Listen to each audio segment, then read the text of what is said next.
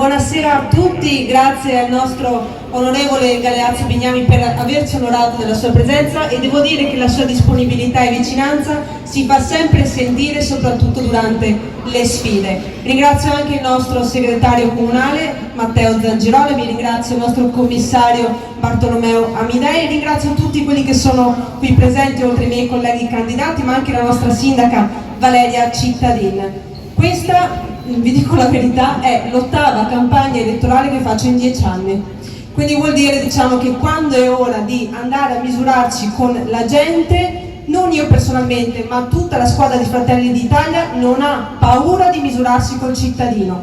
E noi siamo qui mettendoci la faccia, ma mettendo anche a disposizione le nostre competenze, la nostra disponibilità, ma anche la nostra capacità di ascolto che non deve mai perdersi, per portare avanti non solo i valori e le istanze dei nostri cittadini, ma soprattutto quei valori che guidano il nostro grande partito che è Fratelli d'Italia. Fratelli d'Italia che oggi con a capo una leader come Giorgia Meloni ha fatto sì che l'Italia ritornasse centrale a livello internazionale, riacquistando non solo centralità, ma soprattutto stabilità e credibilità, oltre che autorevolezza. E noi candidati abbiamo il dovere di essere all'altezza di questa grande responsabilità, di questo grande lavoro che la squadra di governo capitanata da Giorgia Meloni sta conducendo. Tra l'altro diceva molto bene Galeazzo, noi non avremo problemi di vittoria a livello di centrodestra in Veneto e molto probabilmente il partito di Fratelli d'Italia sarà il primo partito di governo della coalizione di maggioranza veneta, oltre che d'Italia. Ma questo non vuol dire che siamo più bravi, più belli o più fortunati degli altri.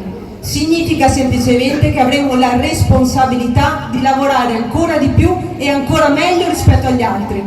E noi non dobbiamo tradire questa grande fiducia che oggi l'elettore ripone in noi, nella nostra famiglia, soprattutto anche nei nostri volti, perché poi sappiamo che questo tipo di elezione permette al candidato di confrontarsi proprio con il consenso diretto del cittadino, ma io sono consapevole che questa grande famiglia saprà farsi valere anche il 23 e 24 novembre, portando non solo, diciamo, l'espressione di Fratelli d'Italia Rovigo alla guida della nostra regione, ma soprattutto portando alte le nostre battaglie, che sono battaglie di valori. Valori in cui crediamo, valori di cui ci sentiamo forti.